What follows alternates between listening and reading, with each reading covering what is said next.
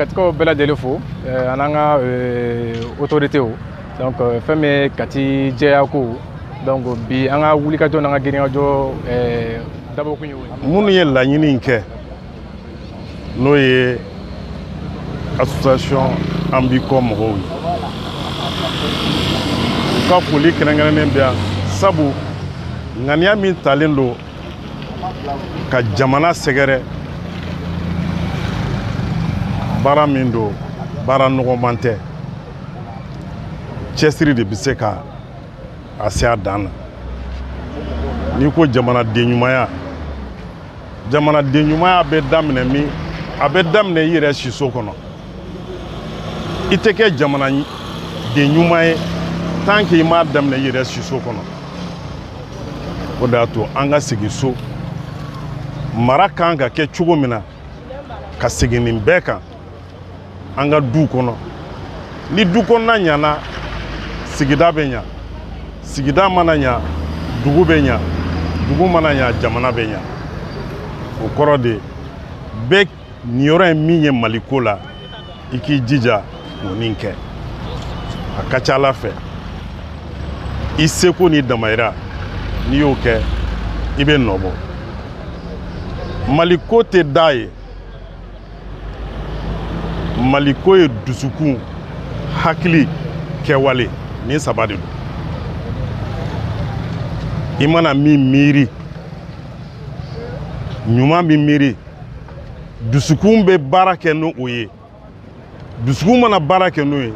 farisogo b'a hakilina waleya kɛ o hukumu kɔnɔna na an ka kan yɛrɛ fɛ jamana in k'an ka ɲɔgɔn sen bila ko ka ɲɔgɔn bolo minɛ t'a ɲɛ ye dɛ n'an ma ɲɔgɔn dusukun kɛ kelen ye an bɛ baara fɛn fɛn la a bɛɛ bɛ kɛ fu ye sabu dɔ bolo b'i bolo e sago y'a ka bi dugu ma Ala k'an kisi o ma donc hukumu kɔnɔna na baara min filɛ ka daminɛ nin ye n'o o bɛ anw tɔw fana fari foni sabu an b'a dɔn autorité fɛn fɛn bɛ Kati yan k'a daminɛ préfecture la ka se conseil de cercle ma ka se mairie ma u bɛɛ cɛsirilen don Kati jɛyako la u bɛɛ cɛsirilen don Kati kan ɲɛtaa la ni aw wulila k'aw bɛna ka na anw dɛmɛ a tɛ bala an na sabu an ka autorités an da sera minnu ma an da ma se minnu ma surtout an ka CNT mɔgɔw u fɛn fɛn bɛ Kati yan u bɛɛ bɛ cɛsiri la Kati ko la donc ne b'a ɲini bɛɛ lajɛlen fɛ an k'an jija an ka kan yɛrɛ ye an k'an jija an ka kan yɛrɛ fɛ an k'an jija an ka kɛ jamana in fɛ an k'an jija an ka kɛ Ala fɛ Ala sago Ala kira sago aw sago u kan ka fo mairie an ka baara de don an do k'an ka ninnu kɛ an yɛrɛ ye dɔw kɛ ka ban mais a tɛ labɔli kɛ dugu ka bon sɔrɔ ka dɔgɔ donc a ma nɔgɔ donc ni mɔgɔ sɔrɔla min b'an dɛmɛ nin baara la vraiment a tigi bɛ fo n'o ye madame Nyangi ye a ka foli belebeleba o bɛ yan nɔ donc vraiment Mali kura de don n'a fɔra ko ka jamana jɔ f'i ka kɛ jamana fɛ de n'i kɛra fɛn fɛn fɛ i ka wari bɛ don a la i ka wagati bɛ don a la ton énergie ton argent ton temps o bɛɛ bɛ don o kɔnɔna de la donc o kɔrɔ k'i b'i ka jamana fɛ an dun ko Mali kura tɛ se ka jɔ ni an yɛrɛ m'an sɛbɛ don a ma donc madame Nyangi y'o ɲini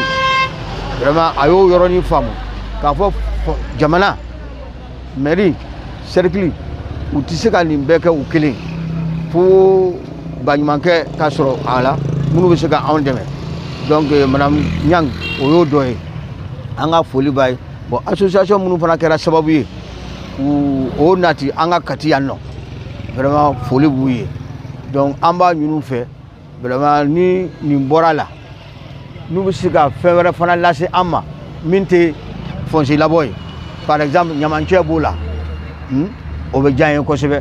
président ayiwa kɔrɔfɔ filɛ nin ye k'a da i tulo kan n'i bɛ se k'an dɛmɛ fɛn wɛrɛ la min tɛ fossé dingɛ bɔ ye fɛn caman bɛ yen nɔ ɲamancɛ b'o la forage ko b'o la an mago bɛ nin bɛɛ la kɛnɛya sira fana fɛ an mago bɛ fɛn caman na ekɔliso fan fɛ an mago bɛ fɛn caman na donc u k'an dɛmɛ o baaraw la an b'a se la dɛ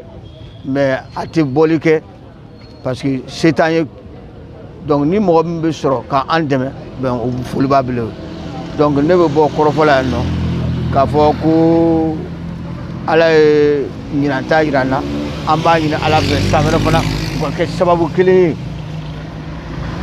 ka na ni projet sugu dɔ ye yan nɔ. nin ye donba ye an bolo Kati yan ka sababu ɲuman kɛ association an b'i kɔ ye a n'an ka autorités k'a bolo di ɲɔgɔn na. ne ye Cɛkura Kɔnɛ ne ye coordinateur ye n bɛ kuma an ka quartier 13 dugutigiw ni conseillers tɔgɔ la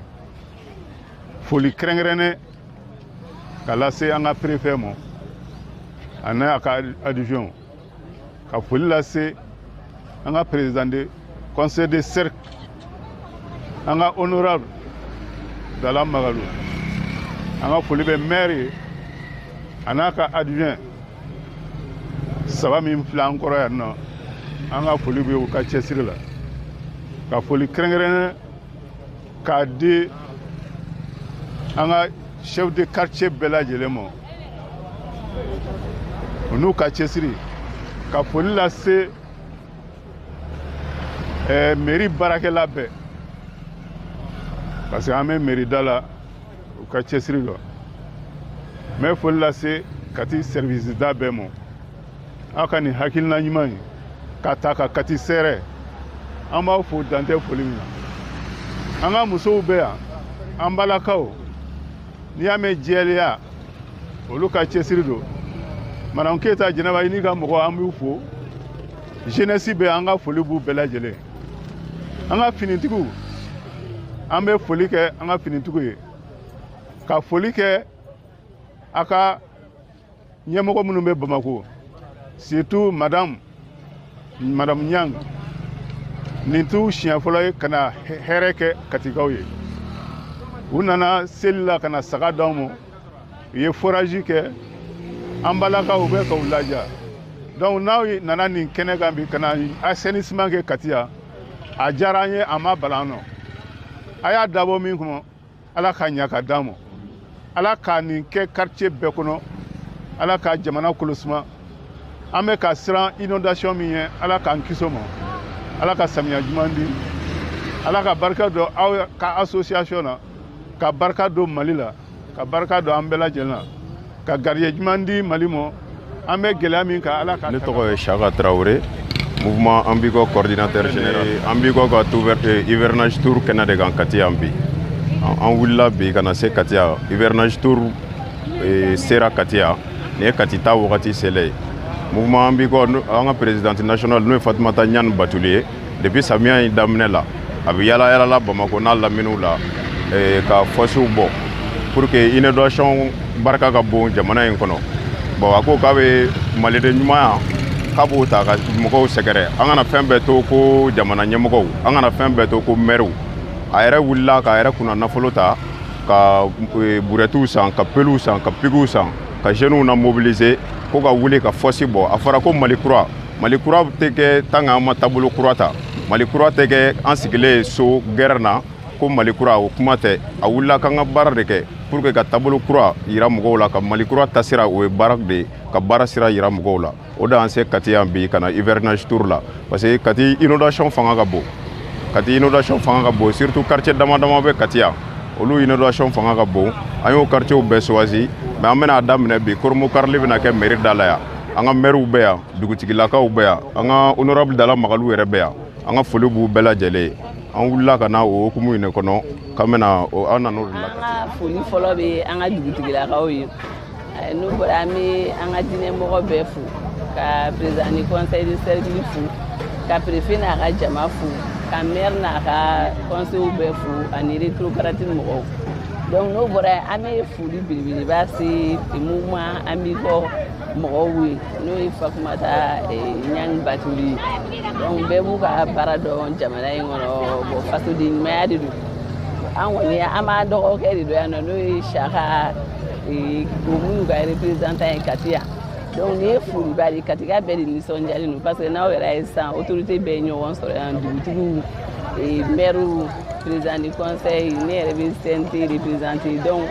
a nisɔndiyalen de don bi parce que n'i ko ko jɛya i ye kɛnɛya de fɔ i ye yiriwa de fana fɔ donc vraiment an b'u fo k'u encourager k'a fɔ an fana ka accompagnement tɛ kɛ dese yan Kati kɔnɔna la yan nɔ halisa an b'u Katika bɛ invité u y'a fɔ cogo min na mɔgɔ kelen tɛ se an ka maires bɛ dɔ kɛ mais a ka kan maliyɛnden kelen-kelenna bɛɛ jɔyɔrɔ bɛ faso ɲɛtaga la bɛɛ jɔyɔrɔ bɛ faso jɛya la donc vraiment an tɛ segin k'an ka foli kuraya tuguni wa u ni ce yɛrɛ u ni ce u ka fasoden ɲuman na ala ka mouvement ta ɲɛ n'o ye mouvement di ma yɔrɔ de mɔgɔ n'i ye fɛn ta k'a kunsi Kati ma i y'a ɲɛsin sɔrɔdaso de ma i y'a ɲɛsin i yɛrɛ de ma an bɛ bɛɛ fo ka bɛɛ barikada particulièrement an bɛ Saka yɛrɛ fo kosɛbɛ denmisɛnnin hakilima don a sera ka nin initiative sɔrɔ cogo min ka na ɲɔgɔn cɛ ka bɔ anw da la anw ni Batulu bɛɛ partenaire de sisan an den don an k'an k'a dɛmɛ an fɛn bɛɛ de don ne yɛrɛ ka adjointe min jɔlen filɛ kɛrɛfɛ ani ni den école kɛ ɲɔgɔn fɛ yalɔ an den kɔni don ni den ko k'a bɛ na fɛn kɛ denmisɛnnin tɛ ko ɲuman a bɛ maakɔrɔba dɛgɛ nɔɔni vraiment aw bɛ bila kɛ Malikura muso bɛɛ tɔgɔ la ko k'a fɔ Batulu Ɲangi ye ko Malikura muso u b'a kɔ su u b'a kɔ tile n'a wulila heure o heure la an b'a kɔ a bɛ ka dɛmɛ mun kɛ Mali mɔgɔw ye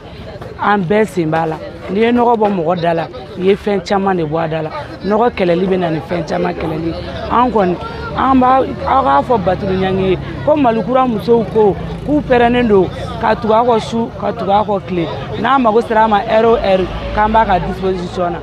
o de